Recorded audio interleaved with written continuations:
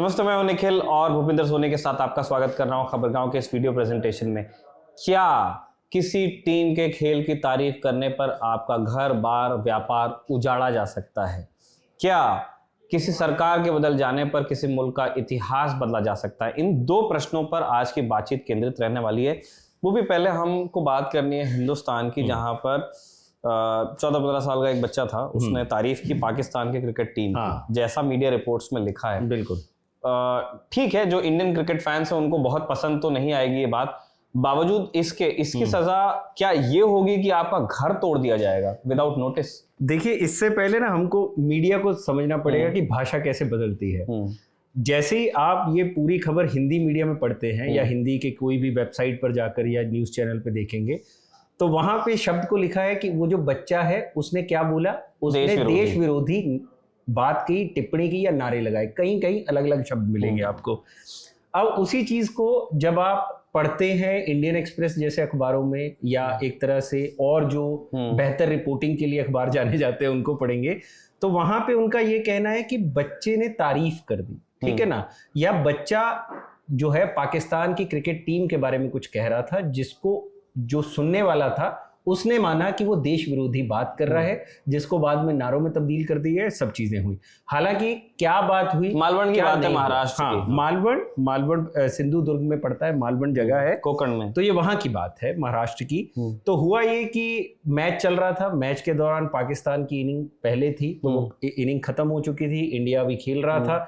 इसी दौरान वहां से सचिन वराडकर नाम के एक शख्स जो है वो गुजर रहे थे, तो गली में ये बातचीत चल रही होगी। तो बच्चा जो है जो बात कर रहा था वो 15 साल का है। सबसे पहले उसकी उम्र समझने की जरूरत है। तो according to some media reports, वो जो बच्चा है वो पाकिस्तान क्रिकेट टीम के प्रदर्शन की तारीफ कर रहा था कि वो बढ़िया खेले हैं, जो भी चीज था। अब सचिन वराडकर को ये लगा कि ये देश विरोधी बात कर रहा है। हालांकि सचिन वराडकर ने जो FIR दर्ज कराई उसमें उन्होंने यही बात बोली है कि ये देश विरोधी नारे लगा रहा था, ठीक है ना। तो अब सच कौन बोल रहा है ये तो भगवान जाने, क्योंकि ना तो उसकी किसी भी तरह की कोई वीडियो पे वो बयान दर्ज है, ना कोई ऐसा गवाह है जो आकर आगे बोले कि ये बात असल में हुई थी। तो हुआ क्या, अब ये जो सचिन वराडकर है इन्होंने सुना, उसके बाद इन्होंने पहले तो बच्चे को पीटा अकॉर्डिंग टू सम रिपोर्ट्स, ठीक है। और पीटने के बाद इन्होंने 20 से 50 लोग इकट्ठे किए और उनको लेकर गए लड़के के घर, और वहां पर फिर गाली गलौच हुई है जो लड़के के पिता है उसके साथ। लड़के के पिता की उम्र 38-39 साल के आसपास की है, और नाम हम मेंशन नहीं करना चाहेंगे, लेकिन मेन ये है कि वो भंगार की दुकान करते हैं, गरीब आदमी जो भंगार की दुकान कर रहा है, और उसके घर पहुंचकर ये गाली गलौच होता है, कबाड़ का काम, बिल्कुल। तो वहां पर गाली गलौच होता है, दोनों ही पार्टीज आपस में बहसबाजी होने के बाद सचिन वराडकर आते हैं और वो जाकर मलवान पुलिस स्टेशन में FIR दर्ज कराते हैं बच्चे, उसके माता पिता तीनों के खिलाफ, कि इन्होंने देश विरोधी काम किया है, उस चक्कर में इन पे कार्रवाई होनी चाहिए। अब देखिए पुलिस क्या करती है, पुलिस जाती है, पुलिस माता पिता को गिरफ्तार करती है, और वो जो बच्चा है जिसकी उम्र 15 साल है उसको बाल सुधार गृह में भेज दिया जाता है, ठीक है, यानी कि गिरफ्तार होता है।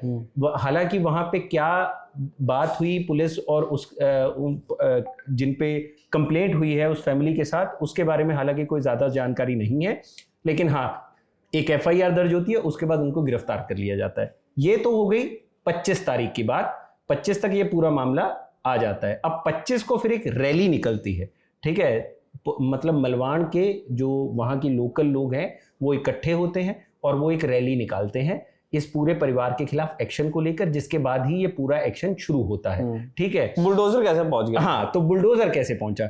सबसे पहले सचिन वराडकर का एक इतिहास है, वो BHP के कार्यकर्ता है। सबसे पहले अपने को ये समझना पड़ेगा, जिन्होंने सबसे पहले वो देश विरोधी बात सुनी और उसके बाद उन्होंने जाकर वहां पर कंप्लेंट की, ठीक है।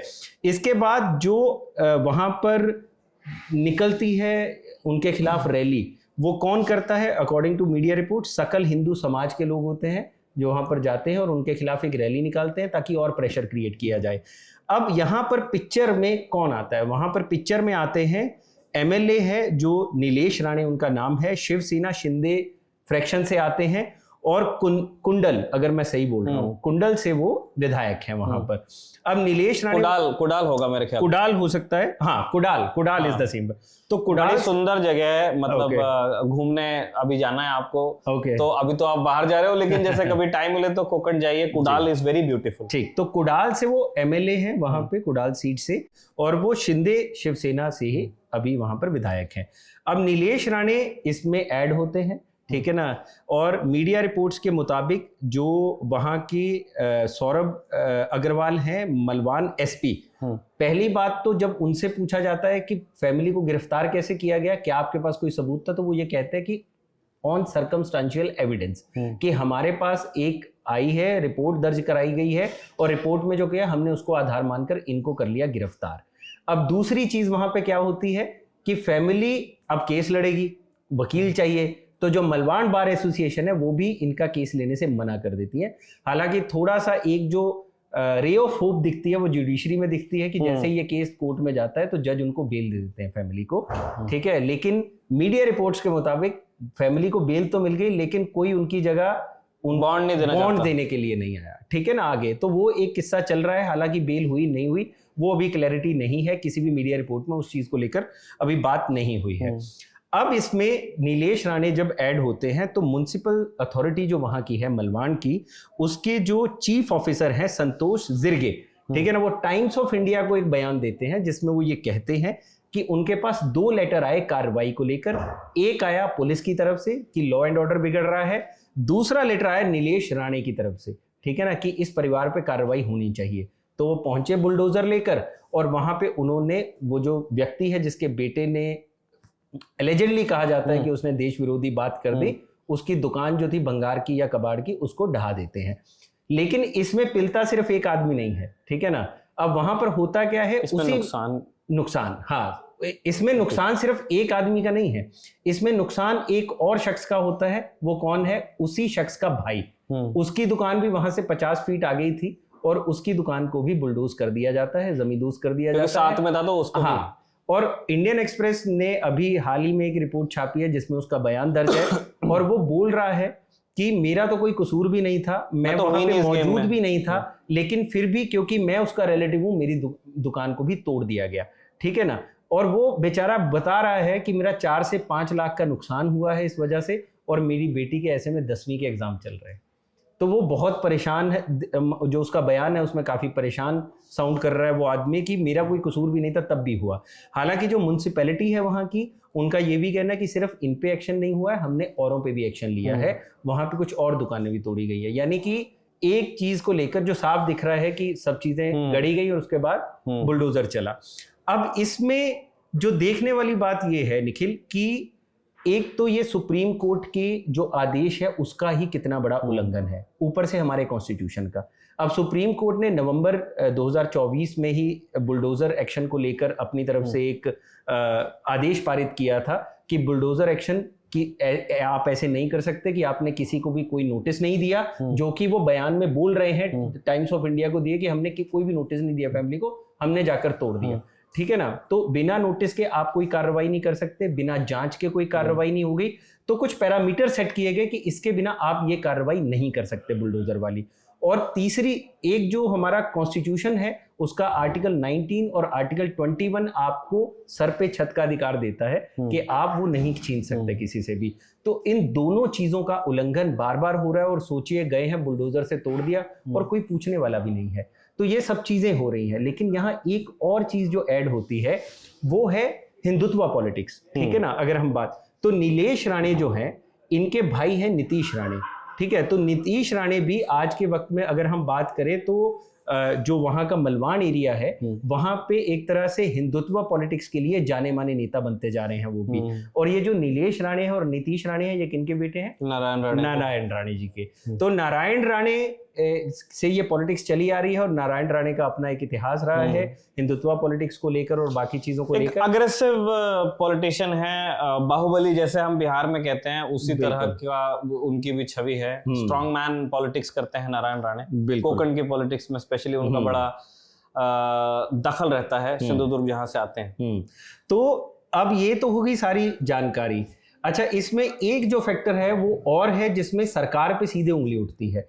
वो फैक्टर ये है कि पिछले कई सालों से म्युनिसिपैलिटी के चुनाव ही नहीं हो रहे हैं। हाँ। तो वहां पर लोग चुने ही नहीं जा रहे हैं, क्योंकि पहले तो वहां की जो विधायिका है या विधानसभा है उसी में एक सरकार चुनी हुई एक प्रॉपर तरीके से बैठ पाए, क्योंकि वो चीजें वहां पे पॉलिटिकल लैंडस्केप में चीजें सब मिली हुई थी, उसको बहाना बनाकर वहां पे कोई चुनाव नहीं हो रहे हैं।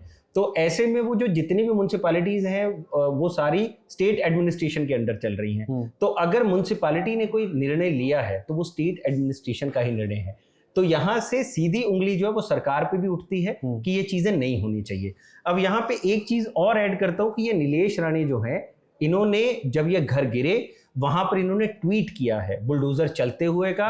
वो ट्वीट काफी अग्रेसिव है, स्क्रीन पे हम लोग लगवा देंगे, आप उसकी स्क्रीन की भाषा पढ़ेंगे तो आपको क्लैरिटी होगी कि ये किस तरह की भाषा है कि इनको यहाँ से उखाड़ फेंका जाएगा, ठीक है ना। तो ऐसी चीजें चल रही है। और नीलेश राणे, ऐसा पहली बार नहीं हुआ है कि उन्होंने ऐसा कुछ किया है।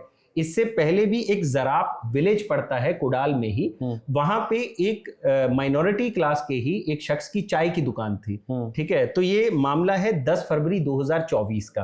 अब वहां पे क्या होता है, बसेस रुकती हैं आकर, वहां पे और भी दुकानें थी जो अलग अलग कम्युनिटी के चाय पानी करते हैं, चाय पानी की। तो वहां पर जब बसें रुकती है तो वहां एक झगड़ा हुआ उसी चाय वाले का एक सवारी के साथ, और उस झगड़े को इतना बड़ा रूप दे दिया गया कि उसकी दुकान पे जाके बुलडोजर चलवा दिया, ठीक है ना। तो ये बुलडोजर वाली कार्रवाई कोई पहली बार नीलेश राणे की तरफ से नहीं हुई है, पहले भी ये ऐसी कार्रवाइयों में इनका जो नाम है वो आता रहा है। तो ये सारा मामला है अभी जो कि शरेआम एक उल्लंघन है सुप्रीम कोर्ट की गाइडलाइंस का भी, प्लस एक अगर हम देखें तो कॉन्स्टिट्यूशन का भी। बिल्कुल। और ये एक चीज बड़ी चिंता वाली चीज है गोपी कि पहले ना इस तरह की चीजें नहीं होती थी। कोई हिंदू और मुसलमान का झगड़ा कोई आज तो चालू हुआ नहीं है, ये चला आ रहा है। लेकिन जितनी ये चीज अब हाईलाइट होती है वो एक मतलब प्रॉब्लम की तरफ इशारा करती है। और किसी एक जगह पे इस तरह की कार्रवाई शुरू हुई कि किसी पे इल्जाम लगा है ना, मैंने कहा या आपने कहा, अभी इल्जाम है, उसी पर एक्शन हो जा रहा है।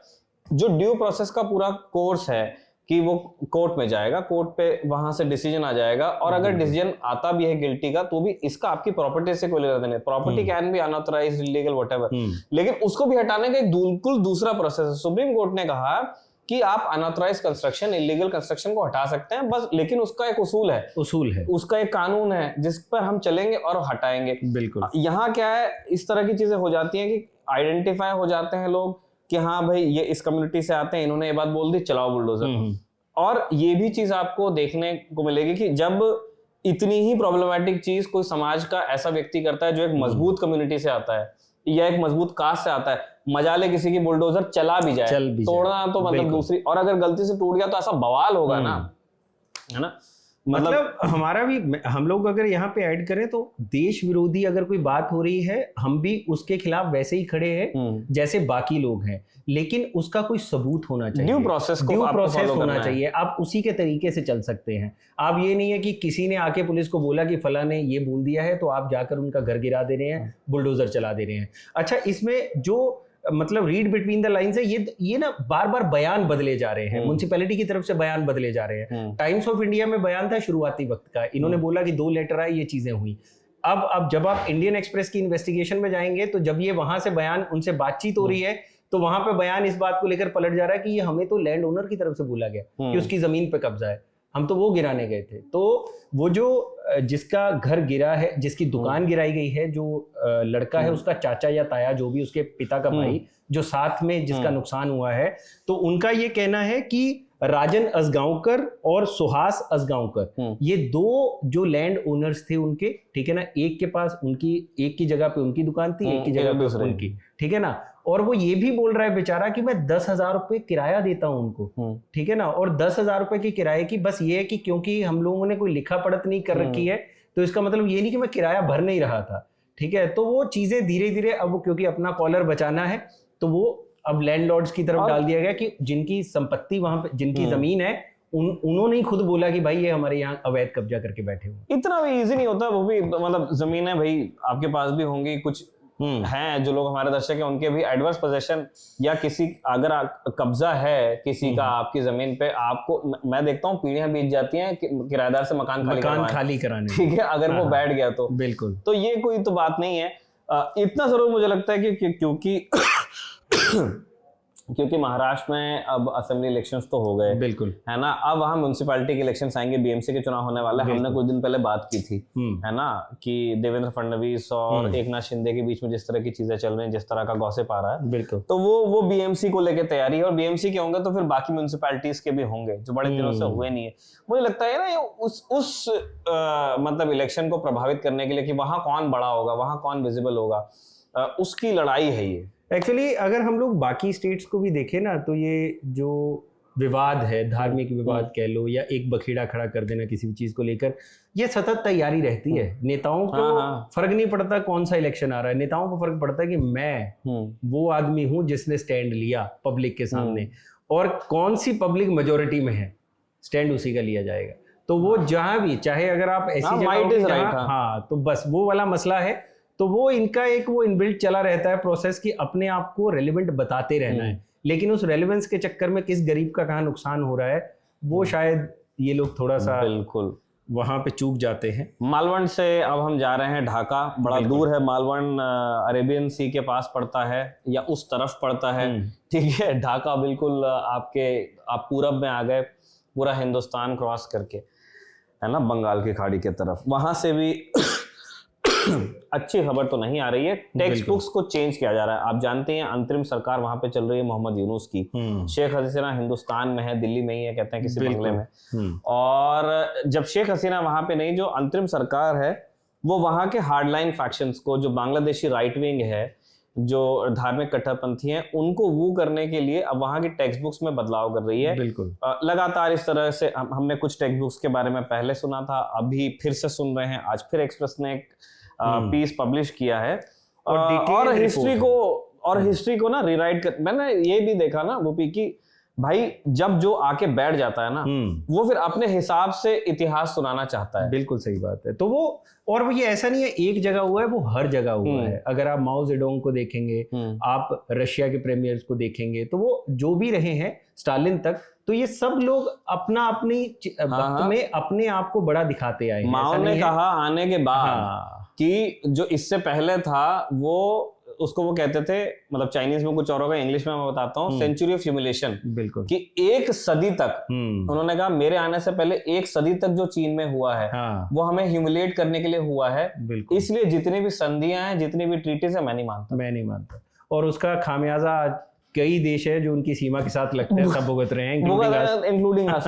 तो हम भी उसी के भुगत भोगी हैं। तो खैर अभी तो बांग्लादेश की हम बात कर रहे थे, किस तरह के चेंजेस इंट्रोड्यूस किए गए? देखिए, चेंजेस इंक्लूड किए किसने है, पहले वो जान लेते हैं, ठीक है। National curriculum and text book board है, NCTB, इसका काम है, वहां पे है।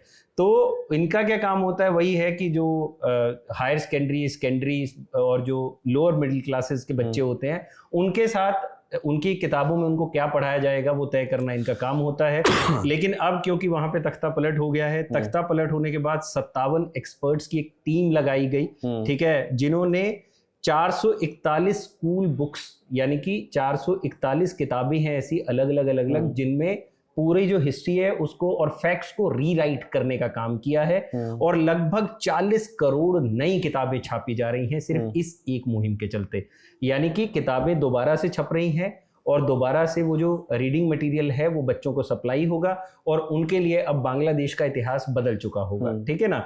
इसमें अगर हम बात करें तो कहीं ना कहीं उन्होंने शेख मुजीबुर रहमान को डाउनसाइज करने की कोशिश की है, क्योंकि अभी तक चाहे वो बांग्लादेश हो या बांग्लादेश के बाहर की बात हो, तो कोई भी अगर किसी से भी पूछा जाए कि बांग्लादेश का मेन हीरो कौन है, तो कोई भी अब शख्स होगा तो वो यही बात बोलेगा, शेख मुजीबुर रहमान, ठीक है ना, क्योंकि he was the first father of nation type का, जैसे गांधी जी अपने वैसा वहां है। तो वो सीन है। लेकिन अब जो टेक्स्ट बुक्स आई हैं उसमें एक तो सबसे पहले शेख हसीना के पार्ट सब हटा दिए गए हैं, ठीक है, और शेख मुजीबुर रहमान को आप मतलब गांधी से असहमत हो सकते हैं, शेख मुजीबुर रहमान से अपनी जगह वो असहमत हो सकते हैं, लेकिन आप उन चीज़ों को बिल्कुल डिनायल में नहीं डाल सकते। तो वहाँ पे भी उनके साथ वही हुआ है कि उन्होंने उस चीज़ को छोटा करने की कोशिश की है, लेकिन डिनाई नहीं कर पाए कि हम बिल्कुल इस चीज़ से हट जाए कि शेख मुजीबुर रहमान से कोई लेना देना नहीं है। वो हथौड़ा चलाते हुए अभी भी तस्वीर वो दिमाग में आती है कि आप उनकी मूर्तियां गिरा सकते हैं, लेकिन वो इतिहास आप चाहकर भी उस लेवल पे नहीं बदल पाएंगे। लोगों के जहन में कहीं ना कहीं वो बात रहती है। तो जो बदलाव है वो शेख मुजीबुर रहमान को डाउनसाइज करने की कोशिश की गई है। और एक चीज जो है वो जो इंडिया का रोल है फ्रीडम फाइट बांग्लादेश को आजाद करवाने में, उसको भी कहीं ना कहीं चेंज करने की कोशिश की गई है। चाहे कहीं तस्वीरों को हटाया गया हो, चाहे इंडियन लीडर्स को हटाया गया हो, तो ऐसा एक मामला है। इसके अलावा जो शेख हसीना ने मैसेजेस जो थे जो किताबों में बच्चों के लिए, क्योंकि वो वहाँ पे प्राइम मिनिस्टर थी उस वक्त बांग्लादेश में, तो उन चीज़ों को सबको हटा के वहाँ पे ग्राफिटीज इन्होंने अपनी किताबों में डाल दी है। तो इसको छोटा छोटा अगर हम बात करें तो एक सबसे पहले क्या किया है इन लोगों ने कि जहाँ जहाँ शेख हसीना थी वहाँ पे इन्होंने शेख हसीना के ही रीन के खिलाफ जो अभी 2024 में प्रदर्शन हुए थे, उन सारी फोटोज को इन्होंने किताबों में डाल दिया है कि ये एक नई फ्रीडम स्ट्रगल थी जिससे हमने 16 साल के आवामी लीग का जो टेन्योर था उसको हमने उखाड़ फेंका, ठीक है ना, ताकि बच्चों को समझाया जा सके हम सही हैं वो गलत हैं, ठीक है ना। सबसे पहली तो यही चीज होती है। उसके अलावा जो नेशनल फ्लैग है और नेशनल सॉन्ग है, ठीक है ना, इनको क्या किया गया है, अब सबसे ये क्या होता था, जो क्रिटिक है मुजीबुर रहमान के या अवामी लीग के क्रिटिक है, इनका ये मानना है कि जो हिंदुस्तान है हमारा, भारत है, उसका काफ़ी ज़्यादा इन्फ्लुएंस रहा है इनके नेशनल सॉन्ग को लेकर और नेशनल फ्लैग कैसा होगा। तो उसको जो पहले किताबों के फ्रंट पेज पे छपा करता था उसको इन्होंने पीछे फेंक दिया है, किताबों के बिल्कुल बैक साइड में, कि यानी कि जो चीज़ किताब में बच्चे को सबसे पहले दिखती अब उसको इन्होंने एंड में डाल दिया। हालांकि शुक्र है इन्होंने वो अपना जो नेशनल सॉन्ग है उसको चेंज नहीं किया अभी तक, हो सकता है लंबे वक्त तक रुकेंगे शायद वो भी चेंज हो जाए। इसके अलावा इन्होंने एक चीज़ जो की है वो ये है कि शेख मुजीबुर रहमान की इंदिरा गांधी के साथ कुछ फोटोज थी। जैसे कलकत्ता में 6 दिसंबर 1971 को एक वो भाषण दे रहे हैं शेख मुजीबुर रहमान और इंदिरा गांधी स्टेज पे है मौजूद उस वक्त, तो इन्होंने वो फोटो ही हटवा दी है। उसके अलावा एक फोटो है जिसमें इंदिरा गांधी का स्वागत कर रही है ढाका पे, तो उस फोटो को भी वहां से हटा दिया गया। यानी कि धीरे धीरे वो कोशिश की जा रही है पॉलिटिकल मैसेजिंग देने की कि ये लोग हमारे लिए उतने मैटर नहीं करते, जबकि बांग्लादेश के लिए जो सबसे ज्यादा करीबी देश रहा है या जिसने बुरे वक्त में मदद की है तो वो इंडिया ही था। एक चीज जो और इन्होंने हास्यास्पद करने की कोशिश की है कि जो वहां की टेक्स्ट बुक्स थी उसमें ये पढ़ाया जाता था कि भारत सबसे पहला देश था जिसने इंडिया को मान्यता दी, भारत जिसने बांग्लादेश को मान्यता दी एज अ नेशन, ठीक है ना, एज अ कंट्री। लेकिन अब इनका ये कहना है, क्योंकि इस बार ये पॉइंट छूट गया, ठीक है ना, जो अकॉर्डिंग टू इंडियन एक्सप्रेस की जो रिपोर्ट है, इनका ये कहना है इनकी अथॉरिटीज का कि 6 दिसंबर को भारत ने अगर रिकॉग्नाइज किया था तो 3 दिसंबर को भूटान कर चुका था। तो अगले साल जो किताबें आएंगी उसमें हम ये फैक्ट चेंज करेंगे और ये बताएंगे कि Bhutan was the first nation जिसने बांग्लादेश को ये दिया। अगर इसमें कुछ इंसाइट हो तो आप देखो 2-3 चीजें हैं। मैंने कहा ना कि ताकतवर अपने हिसाब से इतिहास को लिखने की कोशिश करता है। तो जब जियाउर रहमान, आप देखिए पहले शेख मुजीब आते हैं, है ना, बंगबंधु की उनको उपाधि मिलती है ना, मुक्ति संग्राम में वो लोग जीतते हैं, इंडियन आर्मी का वो सत्कार करते हैं कि भाई आप थे तो फिर ये सब मुमकिन हो पाया, और बांग्लादेश के लोकल्स ने भी लड़ाई लड़ी और फिर उनका मुल्क आजाद हो गया और वो वहां के एग्जीक्यूटिव हेड बन गए वहां पे। शेख मुजीब के टाइम पे मतलब वो ऑलमोस्ट जिसको कहते हैं ना कि एक देवता की छवि बनती जा रही थी, क्योंकि एक मास लीडर वो पहले ही थे, जब वो ईस्ट पाकिस्तान था तभी थे, ठीक है। फिर जब आजादी हो गई तो फिर वो और ऊपर ऊपर ऊपर ऊपर जा रहा है मामला। फिर उसके बाद में कत्ल हो जाता है, तख्ता पलट हो जाता है, कूस होते हैं। फिर उसके बाद में आपके आते हैं जियाउर रहमान। बिल्कुल, जियाउर रहमान इस्लामाइज करते हैं बांग्लादेश को, है ना, जो मुस्लिम मूल्य और इन सारी चीजों पे ज्यादा जोर देने की कोशिश करते हैं और उनको बाकी चीजों के लिए, जिन चीजों के लिए याद किया जाता है उसमें से ये भी है कि उनके टाइम में बांग्लादेश एक हार्डलाइन टर्न लिया।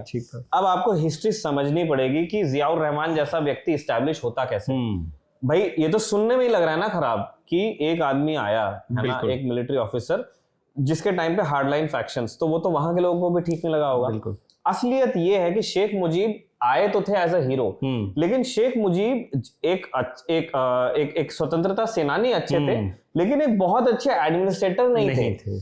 उस वजह से क्या हुआ कि बांग्लादेश में इस तरह की प्रॉब्लम्स आने लगी, भुखमरी, बेरोजगारी, है ना, उनकी प्रॉब्लम सॉल्व नहीं हो रही थी, करप्शन बहुत बढ़ गया, और उसके बाद में मुजीब का जो कंट्रोल था गवर्नमेंट पे वो भी बढ़ने लगा। तो उनको ऐसा लग रहा था कि लोगों को लग रहा था कि ठीक है आपने काम तो बहुत अच्छे किए हैं, लेकिन अब आप गलतियां भी कर रहे हो, अब आपसे उतना अच्छा काम भी नहीं हो रहा जितना आपका प्रॉमिस था। इसीलिए वो जो कूस और काउंटर कूस की मैं बात कर रहा हूँ, वो एक मैदान तैयार करते हैं कि शेख मुजीब के अलावा भी हम सोच सकते हैं। बिल्कुल। जियाउर रहमान आए, उन्होंने इस्लामाइज किया जो किया। Ziaur Rahman to his credit मैं कहूंगा, मैं किसी मुल्क को किसी एक धर्म की तरफ मोड़ने के तो पर्सनली खिलाफ हूँ, नहीं होना चाहिए। हम एक डेमोक्रेसी में रहते हैं, है ना, और सेक्युलरिज्म में मानते हैं, तो हम क्यों चाहेंगे कि कोई मुल्क इस्लामाइज हो या कुछ भी हो उसके साथ। बिल्कुल। जियाउर रहमान आके चीजों को कंट्रोल करने की कोशिश करते हैं। मिलिट्री रूल था, एक डिक्टेटर ही थे, कुछ चीजें ठीक होती हैं उस टाइम पे।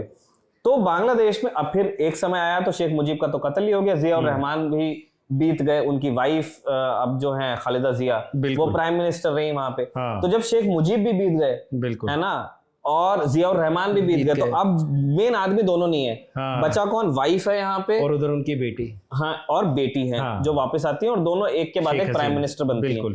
इससे चालू होती है एक टसल, बिल्कुल, है ना। शेख हसीना कहती हैं कि बांग्लादेश को अगर किसी ने बांग्लादेश बनाया तो वो थे मेरे पिता, ठीक है, और उसी तरह से खालिदा जिया ये कहती हैं कि मतलब हमारी फैमिली के जो कॉन्ट्रीब्यूशंस हैं वो आप कम करके क्यों दिखा रहे हो।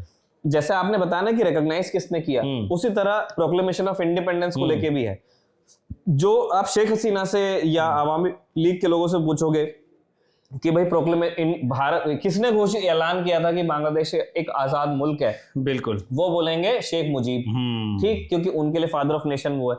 आप बीएनपी के लोगों को पूछोगे या दूसरे साइड के लोगों को पूछोगे, वो लोग आपको याद दिलाएंगे कि शेख मुजीब से पहले जियाउर रहमान जो पाकिस्तान मिलिट्री के एक ऑफिसर थे, मेजर थे मेरे ख्याल उस टाइम पे, बाद में तो जनरल हो गए, तो एक मेजर की हैसियत से उन्होंने बगावत की, अपनी फौज से रिस्क लिया। भाई आर्मी में किसी दूसरे के झंडे को उठाना या ट्रीजन करना आर्मी में इज पनिशेबल बाय डेथ। उन्होंने वो रिस्क लिया और उन्होंने भी रेडियो पे प्रोक्लेम की थी इंडिपेंडेंस। तो वहां अब बांग्लादेश में ये है कि बांग्लादेश एक मुल्क है, एक आजाद मुल्क है। ये पहले किसने कहा, जियाउर रहमान ने कहा या शेख मुजीब ने कहा? लेकिन किताबों में अब इस बात को भी रिकॉग्नाइज करने की बात है कि वो जियाउर रहमान थे जिन्होंने सबसे पहले वो नारा दिया। सबसे देखो पहले दिया था, ये बात है। नहीं देखो, मतलब मैं ये कह रहा हूँ कि पहले ये पढ़ाया नहीं जा रहा था उस तरह से, लेकिन अब ये भी पढ़ाया जाएगा। अब यार ये फिर वैसी बात है ना कि चंद्रशेखर आजाद है और महात्मा गांधी है। बिल्कुल। अब बोलने वाले को तो बड़ा अच्छा लगता है कि अरे यार ये महात्मा गांधी उपवास रख रहे हैं, इनको कोई मतलब कोई फिजिकल एक्टिविटी नहीं, बैठे बैठे थोड़ी आजादी है। उनका ये क्रिटिक तभी भी होता था। बिल्कुल। और एक ये है कि भाई जिन लोगों ने हथियार उठाया है ना, शहीदी दी, हमारे उसमें रेवोल्यूशनरी ज्यादा आते हैं, उसमें क्या नाम, चाहे सरदार भगत सिंह हो, उनके साथी हो, चाहे चंद्रशेखर आजाद हैं, या उसके बाद आप कह लीजिए सुभाष चंद्र बोस हैं। तो सुभाष चंद्र बोस ने तो पूरी आर्मी बनाई थी, ठीक है। तो इस हिसाब से भी मुल्क किसने बनाया, महात्मा गांधी ने बनाया कि सुभाष चंद्र या फिर सुभाष चंद्र बोस ने बनाया? अब इस डिबेट में आप जैसे ही पढ़ोगे ना, आप पर्पस डिफीट कर दोगे। आप तौहीन कर रहे हो महात्मा गांधी की भी, आप तौहीन कर रहे हो सुभाष चंद्र बोस की भी। क्यों? दोनों का ऑब्जेक्टिव एक ही था, दोनों चाहते थे कि मुल्क आजाद हो जाए। दोनों एक दूसरे देखो डिसएग्री करते थे। महात्मा गांधी वायलेंस में नहीं मानते थे, और सुभाष चंद्र बोस का ऐसा कहना था कि देखिए जिस तरह से कांग्रेस काम कर रही है और जिस तरह से नेहरू या गांधी जी जो सोच रहे हैं, मुझे नहीं बहुत समझ में आ रहा, मैं दूसरे तरीके से काम करूंगा। और अचीवर थे अपनी लाइफ में, आईसीएस क्रैक कर लिया था, उसके बाद भी वो उन चक्करों में नहीं पड़े। उन्होंने प्रॉपर हथियार उठाया, दुनिया भर को ट्रैवल किया और उन्होंने अटैक किया ब्रिटिश ट्रूप्स के ऊपर। वो बात दूसरी है कि नहीं जीत पाए, लेकिन उनका बलिदान छोटा नहीं हो जाता इससे। दोनों एक दूसरे के मेथड से डिसएग्री करते थे, लेकिन दोनों एक दूसरे के कॉज में मानते थे। बिल्कुल। जो गांधी जिस कांग्रेस के अध्यक्ष हुए थे या कांग्रेस को पेट्रोनेज उन्होंने दिया था, उसी कांग्रेस के प्रेसिडेंट सुभाष चंद्र बोस भी रहे थे। महात्मा गांधी रिस्पेक्ट करते थे सुभाष चंद्र बोस। सुभाष चंद्र बोस वो व्यक्ति हैं जिन्होंने पहली बार राष्ट्रपिता कहा। लेकिन एक रेडियो यहाँ पे जो लोग लेकर आते हैं वो सबसे पहले यही कहते हैं कि जब सुभाष चंद्र बोस कांग्रेस के प्रेसिडेंट बने तो महात्मा गांधी ने उनका विरोध किया। फैक्ट है, ठीक है ना, फैक्ट है ये तो fact ये है। डिबेट है जो ऐसी है ये चलती रहेगी। मैं यही तो कह रहा हूँ कि ये एक ही था। दोनों में डिफरेंसेस बिल्कुल हाँ, थे भाई। बिल्कुल। जब वो आदमी नाराज होकर के पार्टी छोड़ रहा है इसका हाँ। मतलब कोई बहुत बड़ी बात हुई होगी ना। बिल्कुल और ऐसे कोई रैंडम आदमी है नहीं, बहुत पढ़े लिखे, बिल्कुल बहुत पढ़े लिखे, जो सबसे कठिन एग्जाम थी वो उन्होंने क्रैक करके पार कर दी थी। बिल्कुल वो व्यक्ति अगर कोई डिसीजन ले रहा है इसका मतलब एक सॉलिड रीजन होगा भाई, आप ये बात मान लो। बिल्कुल लेकिन इसका मतलब ये नहीं है कि वो दोनों दुश्मन हैं, एक दूसरे के खिलाफ काम कर रहे थे। नहीं। वही सुभाष चंद्र बोस जो डिसएग्री करते हैं गांधी से वो राष्ट्रपिता भी कहते हैं रेडियो पे। राष्ट्रपिता भी बोलते हैं। अब इसी चीज को आपको लेके जाना पड़ेगा बांग्लादेश। बिल्कुल। बांग्लादेश में भी क्या हुआ है कि कंट्रीब्यूशन अगर शेख मुजीब का था, है ना, इंडिया से बात करना, इंडिया को मनाना, है ना, अब हमारे अपने भी रीजंस थे, फिर पाकिस्तान ने हम पे हमला ही कर दिया था, रेफ्यूजी क्राइसिस वगैरह बातें थी, लेकिन शेख मुजीब का एक रोल है। और शेख मुजीब एक वो सिंबल थे जिसके इर्द गिर्द भाई आप देखो, एक देश जिसके अंदर से आपने कंट्रोल खत्म कर दिया, 1 लाख की फौज आपने हरा दी, एडमिनिस्ट्रेशन वहां बचा नहीं है, वो मुल्क बिखर भी सकता था। शेख मुजीब वो सिंबल थे जिसने उसको संभाल के रखा। और इसमें जियाउर रहमान, मैं बस खत्म ही कर रहा हूँ, जियाउर रहमान उन अनेक लोगों में थे जिन्होंने भी बहुत मेहनत की। मैंने अभी कहा ना थोड़ी देर पहले कि जान का खतरा उठा के उन्होंने भी इंडिपेंडेंस प्रोक्लेम की, वो भी मुक्ति वाहिनी के लिए लड़े, वो भी अपने मुल्क के लिए अच्छा सोचते थे। दोनों के मेथड्स अलग थे। हुआ क्या, जब ये दोनों नहीं रहे दुनिया में, एक की बेटी एक की वाइफ, जो जब बैठ जाता था तो ये आएंगी तो ये कोशिश करेंगे कि जियाउर रहमान वाले हटाओ, वही ठीक है। उसी तरह से जब बीएनपी की गवर्नमेंट बन जाएगी ये कहेंगे शेख मुजीब वाले चैप्टर हटाओ। और इस वजह से बांग्लादेश की आवाम का ही नुकसान हो गया। 2 हीरो जो उनके पास में थे वो हमेशा इधर और में पड़ गए बस। और इस चीज से बांग्लादेश आज भी जूझ ही रहा है। ये बात ठीक है कि शेख हसीना के रेन में ना थोड़ा सा ज्यादा हो गया मुजीब, है ना, तो उनका कंट्रीब्यूशन था। लेकिन ये बात तो ठीक है कि शेख मुजीब से इतर भी लोगों ने मेहनत की थी, अपनी बलिदान दिया, लाखों लोग शहीद हुए थे उसके अंदर। इसमें बस एक चीज मैं ऐड करना चाह रहा हूँ कि शेख मुजीब को जो लाइमलाइट मिली है वो इसलिए थी क्योंकि वो मास लीडर थे, ठीक है ना। जो बांग्लादेश जिस पॉइंट पे आके टूटा उससे पहले पब्लिक उनको अपना प्राइम मिनिस्टर मानती थी, ठीक है ना, कि ये अपना नेता है जिसके साथ अपन चलेंगे, क्योंकि बंगालीज की वहां पे ज्यादा तादाद थी और उन्होंने उनको दिया वो, और वो उस लेवल पे दिया कि पाकिस्तान में जो बैठे थे, वेस्ट पाकिस्तान में जो भी इनके सिपे सालार जितने भी भुट्टो से लेकर जो भी, ये सबके हाथ पैर फूल गए थे कि यार अब इसको प्राइम मिनिस्टर बनाना पड़ेगा अगर कॉन्स्टिट्यूशन के हिसाब से चले। तो वहीं पे आके वो दिक्कत आती है जहां से बांग्लादेश का स्प्लिट होता है। तो जो एक शख्स उस पूरे ऊहापोह में खड़ा हुआ था, पूरे केओस में खड़ा हुआ था, वो तो मुजीबुर रहमान। तो वो लाइमलाइट भी उनको मिली। और क्योंकि होता क्या है, कोई भी देश अगर हम लोग देखेंगे तो सिर्फ उसी के लोग उसको नहीं देख रहे हैं, पूरी दुनिया उसको देख रही है, ठीक है ना। अगर उसकी रेलेवेंस है, कोई ऐसी चीज हो रही होती है, तो उस पब्लिक में भी एक कोई आदमी, एक कैरेक्टर उभरता है बड़ा। और वो बड़ा कैरेक्टर कौन था? जियाउर रहमान नहीं थे, वो थे मुजीबुर रहमान। तो ये एक ऐसा मसले है जिसमें मतलब ये कहना कि जो नेबरिंग कंट्री है उनके लिए भी जो हीरो रहा मुजीबुर रहमान। ऑब्वियसली देखिए, तो उसके तो फिर बहुत सारे और कारण हैं। हिंदुस्तान एक डेमोक्रेसी है, बिल्कुल, और हम मतलब एक हार्डलाइन जो लाइन ऑफ थॉट है उससे कभी बहुत एग्री करना हमारे लिए तो मुश्किल है, बिल्कुल। तो भाई वो कहीं भी किसी भी मतलब अगर झुकाव हो जाएगा तो हमको क्यों पसंद आएगा। इसलिए इंडिया के हिस्टोरिकली रिलेशंस अच्छे रहे जब शेख हसीना की सरकार रही, आवामी लीग के लोग रहे। बट ऐसा नहीं था कि भाई बीएनपी की सरकार आ गई या कोई और वहां पे गुट आगे हो गया तो हिंदुस्तान ने हाथ खड़े कर दिया कि नहीं, इस बांग्लादेश को तो हम जानते नहीं। इंडिया ने हमेशा अच्छे रिलेशंस रखने की कोशिश की। अब जो बांग्लादेश में हम देख रहे हैं, एक तो ये this is not good for Bangladeshi people, जो सिटीजन है उनका लॉस है, और बाकी रही नेबरहुड की बात, तो हमारे लिए भी कोई बहुत अच्छी चीज नहीं है अगर हिस्ट्री रिराइट की जाएगी इस तरह से। बट प्राइमरीली मतलब इस बारे में बांग्लादेश के लोगों को सोचना है कि भाई अगर उनके 2 हीरोज को, उनके मुल्क के जो 2 हीरो थे, उनको एक दूसरे से लड़ाया जाएगा, तब तो फिर कहां जाएंगे। बिल्कुल सही बात है। और इसमें एक्चुअली हुआ क्या है, देखो पॉइंट्स तक डिलीट कर दी उन पे ऊपर जो भी थी, लेकिन एक चीज जो ठीक हुई, अगर हम लोग ये माने कि स्ट्रगल में बहुत लोग थे, तो उसमें ये हुआ है कि जो इनके ऊपर अकेले मुजीबुर रहमान पे एक चैप्टर था, ठीक है ना, उसको बदल के अब इन्होंने R4 लीडर्स कर दिया कि यार 4 नेता ऐसे थे जो उस वक्त स्ट्रगल में शामिल थे। हालांकि उसमें जो क्योंकि अब राजनीति तो उसमें है ही है, सबसे आखिर में मुजीबुर रहमान का नाम डाला है ठीक है ना। तो अगर आप वो पहले डाल देते फिर आप 3 और डालते, तब भी लगता कि नहीं आप चारों को रिस्पेक्ट करना चाह रहे हैं, लेकिन आप चारों को डाल के एक को अगर छोटा करना चाह रहे हैं तो वो दिखता है, क्योंकि आपने उसको लास्ट में डाल दिया, बशर्ते वो आपका सबसे पहला प्राइम मिनिस्टर था।